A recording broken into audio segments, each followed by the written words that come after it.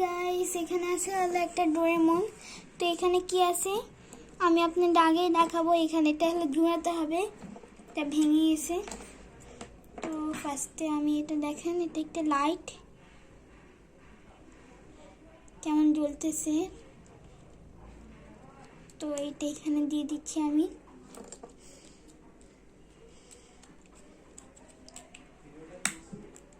দেখেন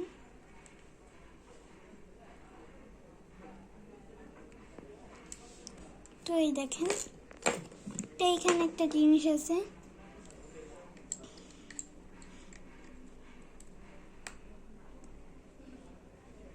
দেখেন।